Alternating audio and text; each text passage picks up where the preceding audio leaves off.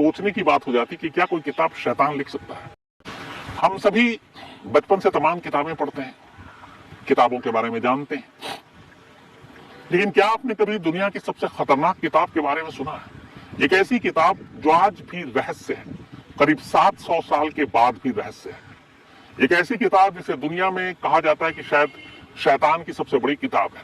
एक ऐसी किताब जिसके बारे में ये कहा जाता है कि ये जिसके पास आया उसका दिमागी संतुलन खराब हो गया, वो पागल हो गया या फिर उसकी जान चली गई। एक ऐसी किताब जिसमें लिखे हुए अक्षर, कई जो चश्मदीद थे उन्होंने कहा कि जब उन्होंने किताब को पढ़ना शुरू किया तो वो अक्षर हवा में तैरते हुए नजर आए और उन अक्षरों में शोले थे, आग से लिपटी हुई थी और आग लगे हुए थे उन अक्षरों में, उस शब्दों में, उन हरफों पे। तो ये इस किताब की कहानी है और ये कोई कहानी नहीं, हकीकत है, क्योंकि ये किताब आज भी इसी दुनिया के एक देश के एक शहर में बाकायदा लाइब्रेरी में रखी हुई है। तो इसलिए इसमें कोई ऐसी बात नहीं कि ये सिर्फ कहानियों में है या फिर झूठी चीज होगी, बिल्कुल भी नहीं है। ये किताब एक हकीकत है, एक सच्चाई है और ये किताब आज भी एक लाइब्रेरी में है। इस किताब के बारे में पूरी दुनिया में तमाम लोगों के पास जानकारी भी है। लेकिन कहते हैं कि ये किताब शैतान ने लिखी है। अब यहाँ पे सोचने की बात हो जाती कि क्या कोई किताब शैतान लिख सकता है। इस किताब को लिखने और इस किताब के लिखने के पीछे की कहानी इतनी दिलचस्प है कि बहुत सारी चीजें समझ में नहीं आता कि सच है कि झूठ है। कहते हैं कि ये किताब एक रात में ही लिखी गई और दुनिया के जितने भी ज्यादातर जानकार हैं, जो एक्सपर्ट्स हैं, जिन्होंने इस किताब के ऊपर शोध किया, रिसर्च किया, उनका कहना है कि ये मुमकिन ही नहीं है कि कोई एक शख्स, एक आदमी अपनी हैंडराइटिंग से एक रात में इतनी बड़ी किताब लिख सके। बल्कि कई लोगों का यह कहना है कि अगर एक ही शख्स इस किताब को लिखे और लगातार डेली लिखे, रोजाना लिखे, तो कम से कम इस किताब को कंप्लीट करने में 20 से 25 साल लगेंगे। कुछ का तो कहना है कि 30 से 35 साल लगेंगे।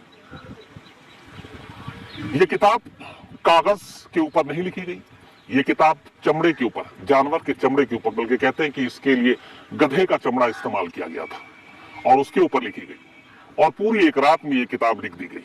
और यही चीज दुनिया मानने को तैयार नहीं है कि एक रात में इतनी बड़ी किताब कोई लिख सकता है। अब ये किताब है क्या? तो एक होली बाइबल है, ये आप सब जानते हैं। बाइबल में सारी अच्छी चीजें हैं और क्रिश्चियन का ये एक होली बुक है और बाइबल के बारे में शायद बताने की जरूरत नहीं है। इस किताब का नाम डेविल बाइबल है। डेविल बाइबल यानी कि शैतान की किताब। और ये किताब एक और नाम से भी पूरी दुनिया में मशहूर है और वो है कोडेक्स गिगास। तो डेविल बाइबल और कोडेक्स गिगास इस किताब का नाम है। अब ये किताब है क्या और ये कैसे लिखी गई, इसके पीछे की कहानी क्या है, उसे एक रात की कहानी क्या है और जिसने इसे लिखी उसकी कहानी क्या है और किस तरह से ये लिखवाई गई उसकी कहानी क्या है, ये सारी चीजें करके सिलसिलेवार आपके सामने रखूंगा। लेकिन सबसे पहले आपको बता देता हूं कि इस किताब में कुल 310 पन्ने हैं। मतलब ये सारे पन्ने जो हैं वो चमड़े के हैं, कागज के नहीं है। और कहते हैं कि इस किताब को लिखने के लिए 160 गधों का इस्तेमाल किया गया, उनके चमड़ों से ये किताब लिखी गई। 310 पन्नों की ये किताब है और 110 गधों की खाल से इस किताब को लिखा गया, खाल के ऊपर। यह किताब 36 इंच लंबी है, 36 इंच लंबी है, 20 इंच चौड़ी है और इसकी जो थिकनेस है वो 8 इंच है। 165 पाउंड इसका वेट है, यानी करीब 85 किलो, 85 केजी। कहते हैं इस किताब को एक आदमी अकेले नहीं उठा सकता, कम से कम 2 लोगों की जरूरत पड़ती है। तो 85 किलो वजनी ये किताब, 310 पन्ने, गधे के खाल पे लिखी गई ये किताब, एक ही रोशनाई से लिखी गई किताब और एक ही लिखावट में लिखी गई ये किताब। आज भी ये किताब मौजूद है एक लाइब्रेरी में। किस लाइब्रेरी में ये भी मैं आपको बताऊंगा। लेकिन सवाल यह है कि इस किताब के बारे में जो सबसे दिलचस्प चीज है वो ये है कि इस किताब को एक रात में लिखी गई। अब सवाल यह है कि 310 पन्नों का किताब जिसका वजन है करीब 85 किलो, एक रात में ये मुमकिन है लिखना या नहीं है। और इस किताब का जन्म हुआ कैसे? तो इस किताब के जन्म की जो कहानी है वो ये है कि 13वीं सदी, 13th सेंचुरी में एक सन्यासी हुआ करते थे। वो एक मठ में रहा करते थे और कुछ वक्त के बाद वो सन्यासी अपने मठ धर्म और मठ के नियम के पालन का उल्लंघन करने लगे। ये बात फैली वहां के राजा तक और इसके बाद यह हुआ कि मठ धर्म और मठ के नियम का उल्लंघन करना जुर्म था, और ये सन्यासी जिनको सन्यास का सारा पालन करना चाहिए था उन्होंने नहीं किया। इससे पूरे मठ का जो नियम है वो खतरे में आ गया। तो इस मामले को बहुत गंभीरता से लिया गया और इसी के बाद इस सन्यासी को उस वक्त के राजा के सामने पेश किया गया। ये चेक गणराज्य की बात है, चेक रिपब्लिक, चेकोस्लोवाकिया जिसे अभी हम कहते हैं जो देश है, ये वहां की कहानी है। तो ये सन्यासी जब इसने सारे नियम तोड़े, बात राजा तक पहुंची, राजा ने सारी चीजें सुनी, पता किया, जांच कमेटी बैठी, इसके बाद ये जांच रिपोर्ट आई कि हाँ इस सन्यासी ने सन्यास के धर्म का और मठ के नियम का उल्लंघन किया है और इससे पूरी मठ और सन्यास जो लोग हैं सन्यासी वो बदनाम हो रहे हैं। इसी के बाद राजा ने फिर अपना फैसला सुनाया और फैसला ये था कि इस सन्यासी को जिंदा दीवार में चुनवा दिया जाए।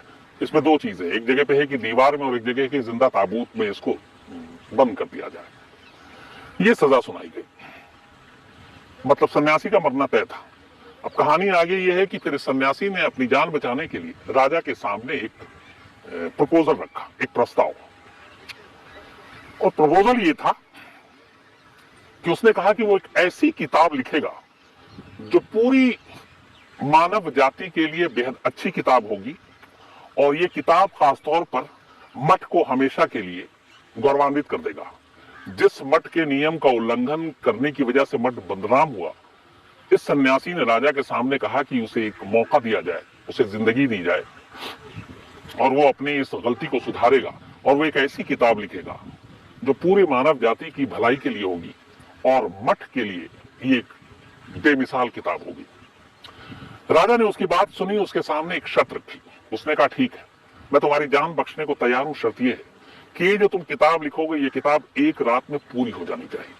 अगर तुमने ये पूरी किताब एक रात में लिख दी, सुबह तुम्हारी सजा को हम माफ कर देंगे और तुम्हें जिंदा रहने के लिए छोड़ देंगे। सन्यासी राजा की शर्त को मान गया। उसने कहा ठीक है, मैं एक रात में इस किताब को कंप्लीट करूंगा। इसके बाद सन्यासी ने रात को ही किताब लिखना शुरू किया, लेकिन जब आधी रात हो गई तो सन्यासी को लगा, उसे बाकायदा स्याही जो है, इंक, रोशनाई, ये सारी चीजें दी गई थी।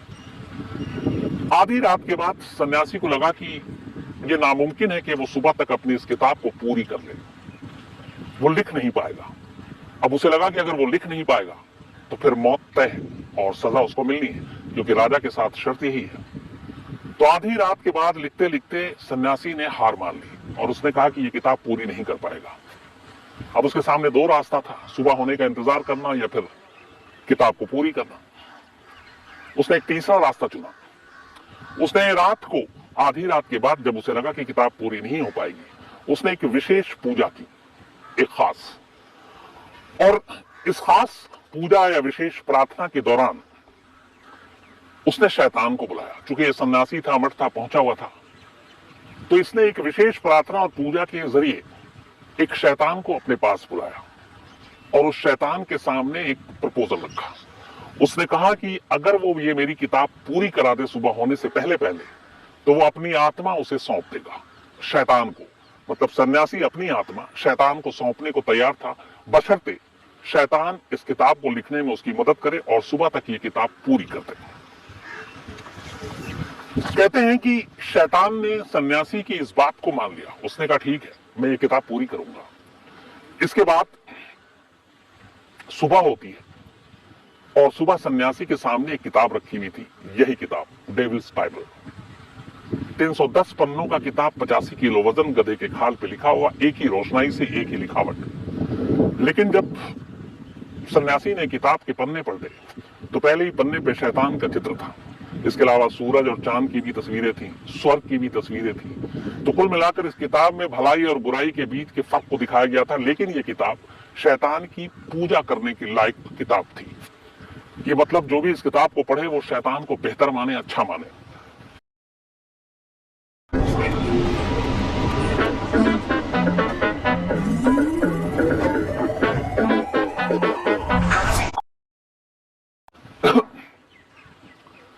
अब ये किताब पूरी हो गई और शर्त के हिसाब से सुबह किताब पूरी होने के बाद जब सन्यासी ने देखा, उसके बाद सन्यासी की आत्मा को उस शैतान ने अपने कब्जे में ले लिया। सन्यासी की मौत हो गई।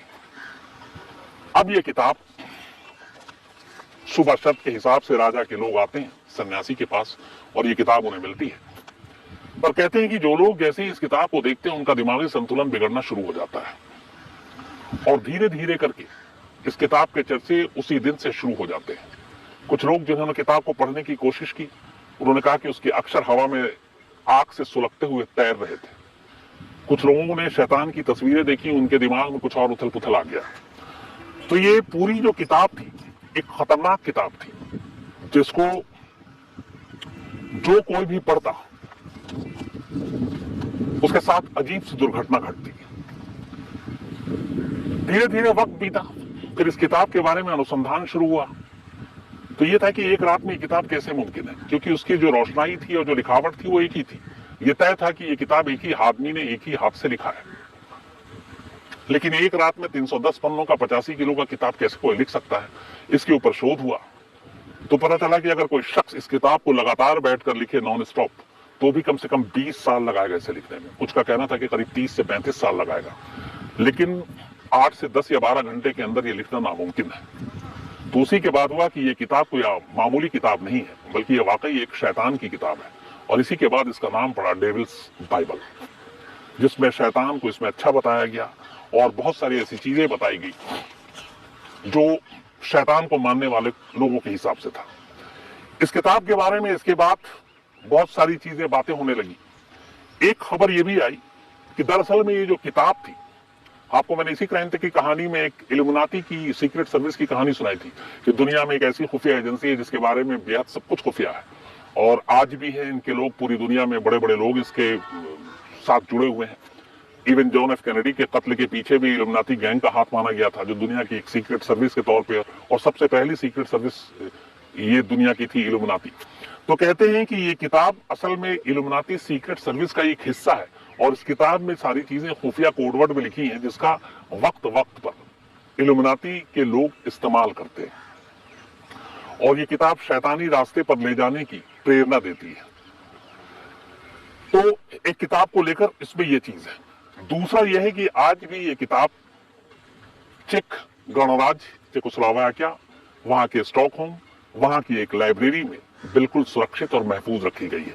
इससे पहले इस किताब ने बहुत ट्रैवल किया, कई लोगों के हाथों से गुजरी, लेकिन जिन जिन लोगों के पास ये किताब पहुंची, जिन जिन घरों में पहुंची, जिन जिन शख्स के हाथों से गुजरी, उन सभी के बारे में कहते हैं कि उनका दिमागी तवाज़ुन, उनका मानसिक संतुलन बिगड़ता गया और कुछ ना कुछ उनके साथ अपशकुन हुआ।